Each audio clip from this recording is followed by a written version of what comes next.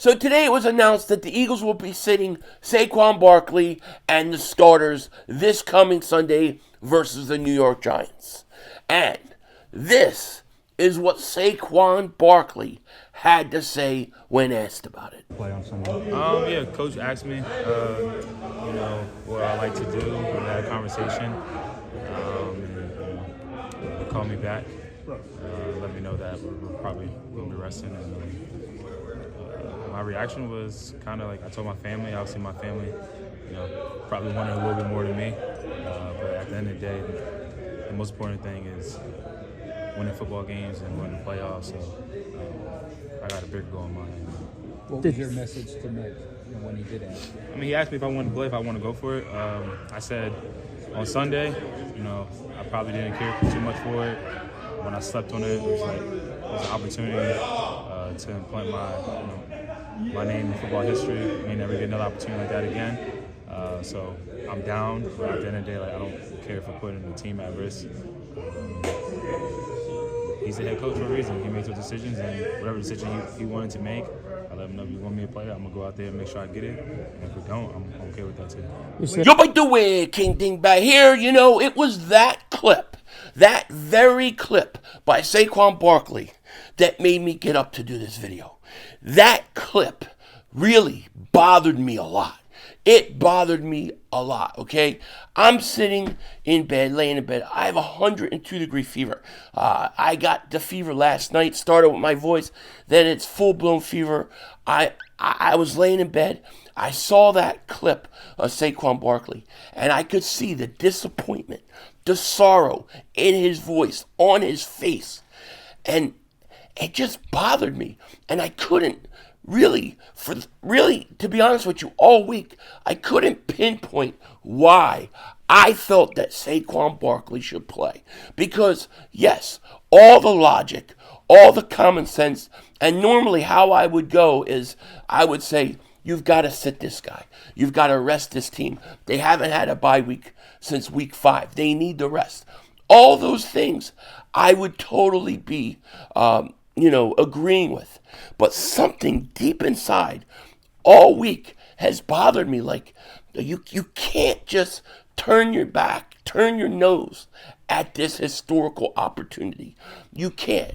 And it got me out of bed, and it came over to make this video, to make a plea. If any Eagles player, if anybody in the front office, if anybody hears this, I just wish and I just pray and I hope that you guys really, really think about this hard, and you really do what's in your heart. Obviously, if the team doesn't want to go for the record, then I'm talking about the players, then don't do it. But if they have the disappointment and the sorrow that Saquon Barkley has, then you gotta talk to the coach. You gotta play. You gotta play. Because as much as we hear people talk about the need for rest and the need to stay healthy and the need to not get injured, I think there's a need for momentum, a need for high morale. And you go in to this game, you get that record, you go in the playoffs with a ton of high morale. You just set one of the great all-time records. Now, as a team, if you go and you win a Super Bowl, you are not just winning a Super Bowl and a Super Bowl team. You are one of the great Super Bowl teams of all time. You are on another level. You are going to another level.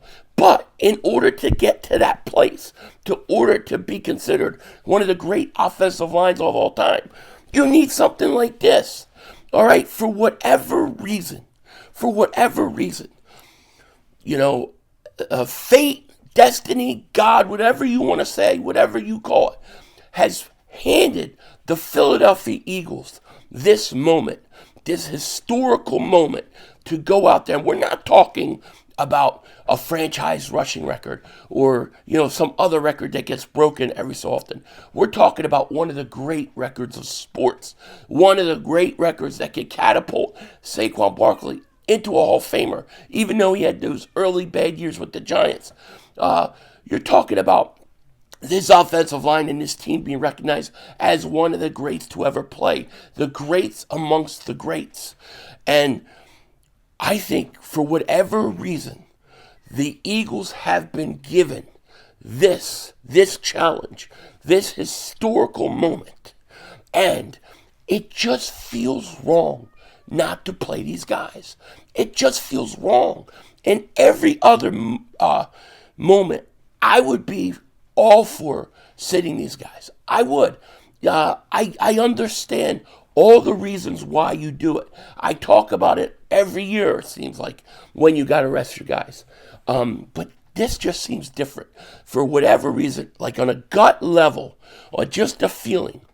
I feel like we got to play. I feel like it's wrong not to go play. And I feel like if we don't win in the playoffs, if we get eliminated in the playoffs, I feel like the downfall was us not seizing on this historical moment. I feel like this moment that we turned our nose at, that we walked away from, was the moment that set us up for failure in the playoffs. I feel like it will forever be linked together. I just, that's how I feel on a gut level. I'm telling you, and I always trust my gut. I always do. Now, if the Eagles don't play Barkley and they go out there and they go into the playoffs, rest him, you have to win the Super Bowl.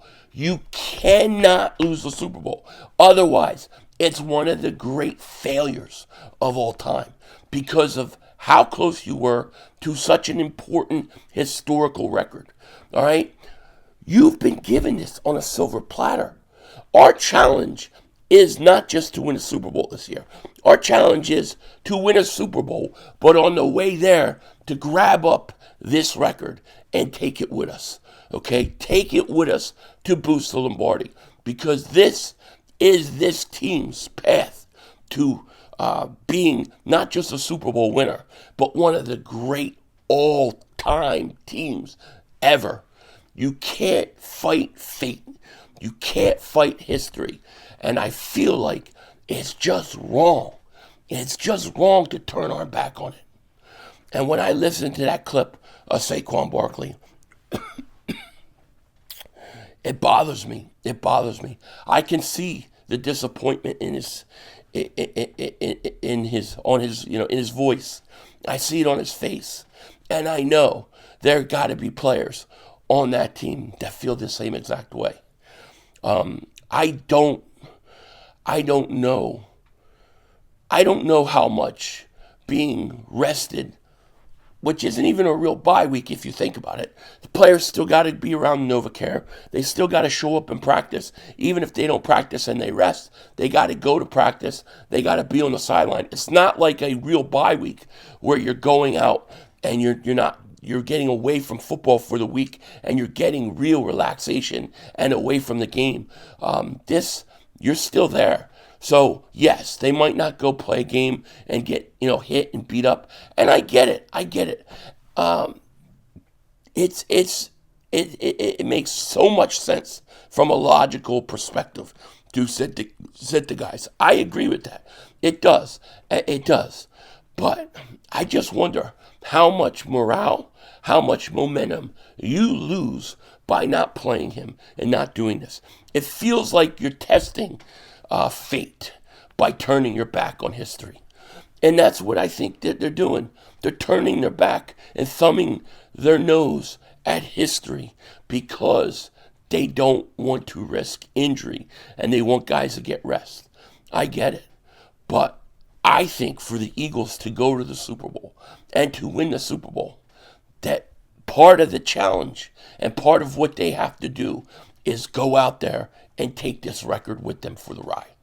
And if they don't do that, I think they're going to be sorry. And I know I've seen people go, well, he could do it again next year. This is not coming around next year. It's possible. It would be amazing. But the likelihood that you're going to get a running back runs for 2,000 yards 2 years in a row I don't think it's ever happened. The chances of that happening are slim to none. All right, you've got 34 less carries than Eric Dickerson ever had. And listen, the Giants come out, they want to load the box. Yeah, they might, I'm sure. But you know what? If you get through the first the first layer of that, if you get to the second level, he's going to break an 80-yarder, a 50-yarder, 70-yarder. He might be out by the end of the first quarter because some of those runs, if they load up the box like that and miss, he's going to turn into huge gains. And maybe you get this thing by that second quarter, and then you get him out of the game. I don't know. It just, I don't think that there's a right or wrong. Like, I get a lot of people say, a lot of mean things to me, a lot of hate because you have a different opinion than them. People don't like that. They can't deal with it. But you're going to have to deal with it because this is what I'm saying and this is what I think.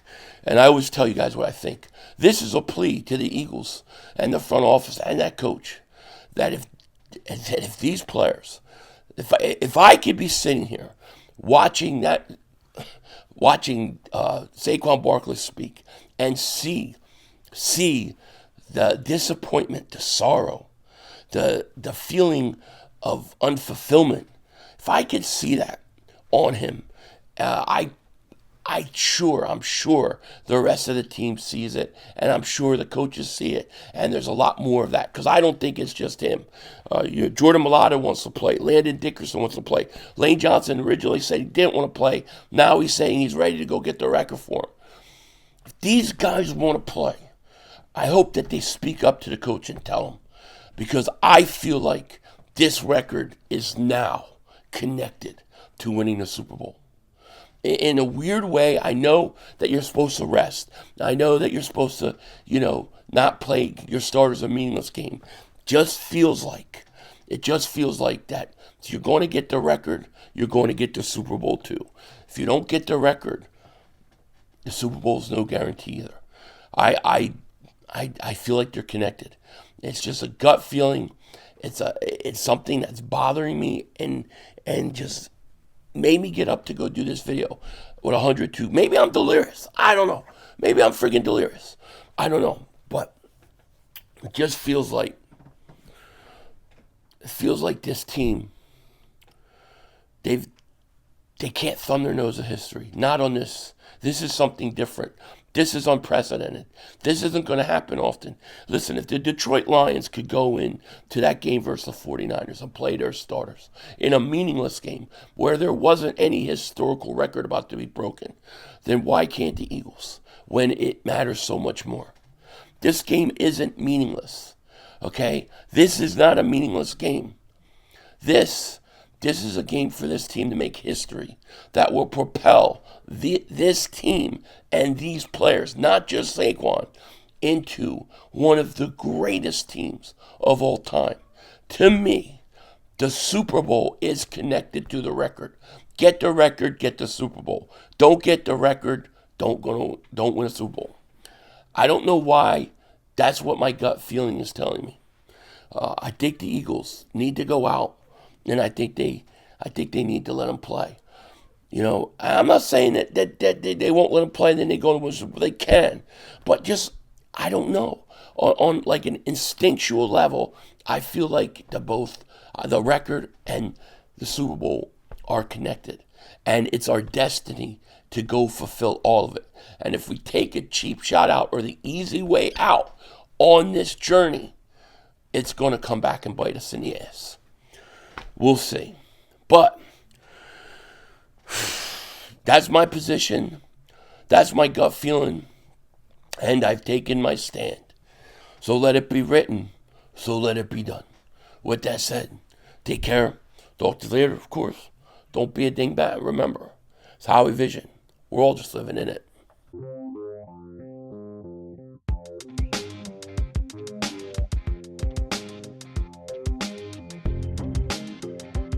Do you guys think it's possible? I'm just saying it's slightly possible that Nick Sirianni, the way he phrased, Barkley probably will be one of those guys that gets some rest. Do you think that he's trying to be slick about not playing him all week and then playing him at the last second?